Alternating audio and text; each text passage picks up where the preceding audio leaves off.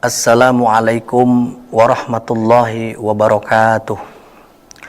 Ar-Rabbu Sallallahu daiman wa salam ya Allah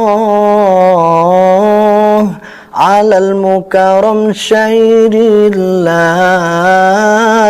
alal mukarram syairillah. Innal hamdalillah wassalatu wassalamu ala Rasulillah Sayyidina Muhammad ibn Abdullah wa ala alihi wa sahbihi wa mawala. Amma ba'du. Pemirsa Badar TV yang dirahmati dan dimuliakan oleh Allah Subhanahu wa taala, semoga Allah berikan kepada kita kekuatan di dalam menjalankan ibadah puasa agar senantiasa ibadah puasa ini memiliki nilai di hadapan Allah Subhanahu wa ta'ala. Allah menciptakan dan Allah sang pencipta.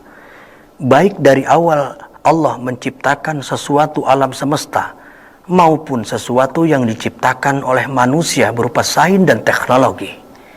Untuk apa Allah menciptakan alam semua ini? Untuk apa Allah menciptakan semua penunjang-penunjang bagi manusia, hamba ciptaan yang Allah sayangi? Tiada lain adalah untuk memberikan kebutuhan manusia, untuk menjadi nikmat yang terbesar manusia. Inna a'tainakal kausar. Tidak ada Allah menciptakan semuanya ini untuk kebatilan. Tidak ada. Apapun yang Allah ciptakan untuk manusia sebagai karunia nikmat rahmat Allah yang sangat besar. Maka Allah Subhanahu wa ta'ala firmankan di dalam Al-Quran, Bismillahirrahmanirrahim. Rabbana ma khalaqta hadza batilan subhanaka faqina azaban nar. Rabbana ma khalaqta hadza batila. Ya Rabb, tidak ada yang engkau ciptakan, baik yang awal maupun yang sekarang, bahkan yang akhir, bahkan teknologi dan sains. Ma khalaqta batila, ma khalaqta hadza batila. Semua yang diciptakan oleh Allah bukan untuk kebatilan.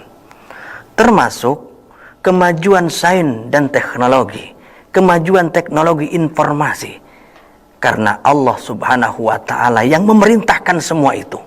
Dimulai ketika Rasulullah Sallallahu alaihi wasallam mendapatkan wahyu yang pertama, Iqra bismi rabbikal ladzi khalaq. Ini adalah perintah, bukan untuk beribadah dulu. Untuk apa ketika kita beribadah tetapi kita tidak memiliki satu ilmu? Fakullu man ya'malu bighairi ilmihi amaluhu mardudatun la tuqbalu. Maka yang terutama ibadah itu adalah ilmu. Setelah diperintahkan oleh Allah, Iqra, baca, belajar, gali semua ilmu. Maka di dalam surat lain Allah menyambungkan tentang fadilah orang yang memiliki teknologi, memiliki ilmu, memiliki kemampuan. Yarfa'illahu alladhina amanu minkum walladhina utul ilma darajat. Allah akan mengangkat derajat orang yang memiliki ilmu dan orang-orang yang beriman. Maka muncullah ilmuwan-ilmuwan dari kaum muslimin sendiri.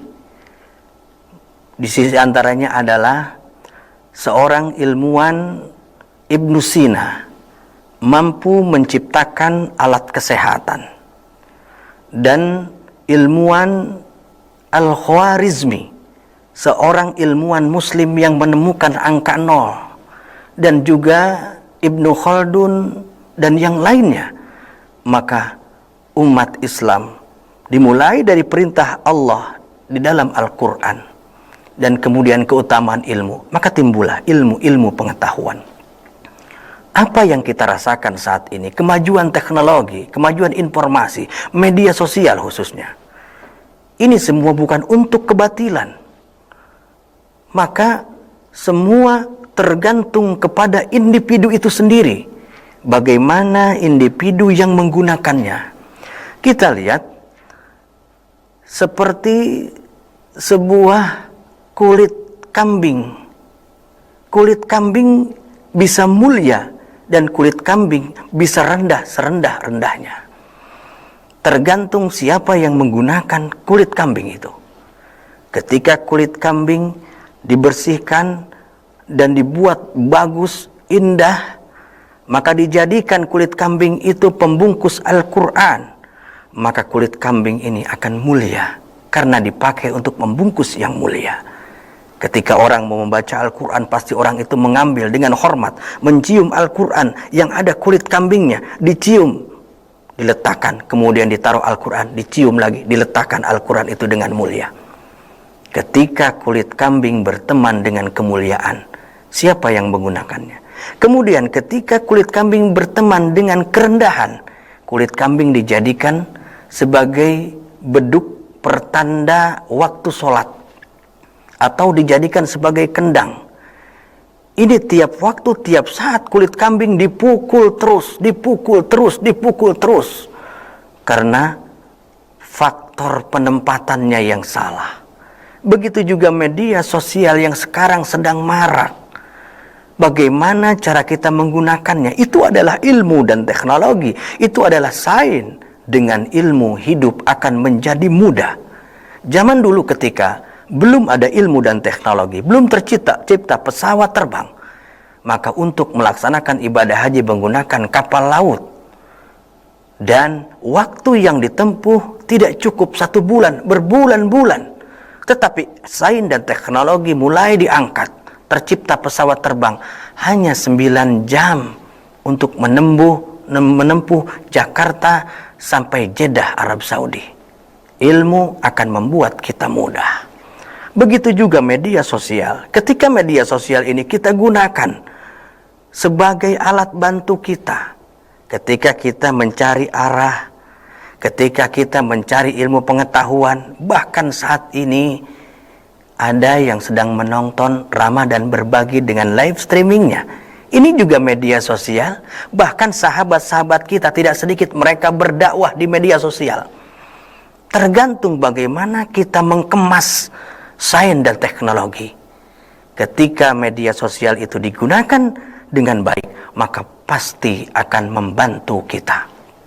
Tapi sebaliknya, ketika media sosial ini kita gunakan untuk menyakiti orang lain, untuk memfitnah orang lain, untuk menggunjing orang lain, dengan media sosial itu lebih berbahaya ketimbang kita berhadapan face to face satu orang. Kalau kita berhadapan satu orang, kita marahi dia yang sakit hati. Ketika kita di media sosial, kita membuat satu status, berapa ribu, berapa juta orang yang tersakiti karena statement kita di media sosial yang tidak baik. Lebih-lebih pemirsa yang dirahmati oleh Allah Subhanahu wa taala. Ini bulan Ramadan. Ketika kita ingin puasa kita sempurna, bukan hanya sekedar menggugurkan kewajiban, bukan hanya sekedar sah puasanya, menahan lapar dan haus, tetapi kita ingin masuk surga ke satu pintu yang bernama Ar-Rayyan. Tidak ada yang masuk melalui pintu surga Ar-Rayyan kecuali orang yang mendapatkan pahala puasa. Lalu bagaimana orang yang dengan media sosialnya itu memfitnah, menjelek-jelekan orang lain? Maka Rasulullah sallallahu alaihi wasallam bersabda, "Kam min shaimin laisa lahu ilal ju'i wal kam min shaimin laisa lahu min siyamih ilal ju' wal ats." Banyak orang yang berpuasa, kata Nabi, banyak orang yang berpuasa tetapi puasanya itu mereka hanya mendapatkan lapar dan haus. Sah puasanya tetapi tidak mendapatkan pahala di sisi Allah dan tidak dirindukan oleh surga sebagai orang yang puasanya maksimal. Kenapa? Karena batal puasa dengan menggunjing orang, batal puasa dengan memfitnah orang, batal puasa dengan membuat statement, tulisan-tulisan di medsos yang menyakitkan orang lain. Ya, lidah kita ini tidak berbicara, tapi tangan kita berbicara melalui medsos. Padahal Allah Subhanahu wa taala firmankan di dalam Al-Qur'an, Bismillahirrahmanirrahim. Ya ayyuhalladzina amanu ijtanibu katsiran minadh-dhann inna ba'dadh-dhanni ism fala tajassasu wa la yaghtab ba'dukum ba'dha. Wahai orang-orang yang beriman, janganlah kita saling menggunjing, tidak boleh. Fala tajassasu, menjelek-jelekan orang lain. Wala yaghtab ba'dukum ba'dha, itu semua dilarang oleh Allah Subhanahu wa taala. Puasa adalah pelajaran untuk kita. Setiap hari kita dilatih untuk mengendalikan lisan ini, baik lisan maupun media sosial yang kita curahkan. Dilatih setiap hari agar senantiasa kita tidak memiliki satu sisi nilai takwa, yaitu melaksanakan perintah tapi menjauhi larangan. Maka Rasulullah Shallallahu Alaihi Wasallam menambahkan tentang bahayanya menggunjing, memfitnah, menjelek-jelekan orang lain dan lain sebagainya. Rasulullah bersabda, ittaqil hasad. Semua ini bersumber dari sifat hasud. Apa itu hasud? Tidak senang melihat orang lain bahagia, dan sebaliknya senang melihat orang lain susah. Padahal Islam mengajarkan innamal mu'minuna ikhwatun. Setiap muslim adalah saudara. Ketika dia sakit, kita merasakan sakit.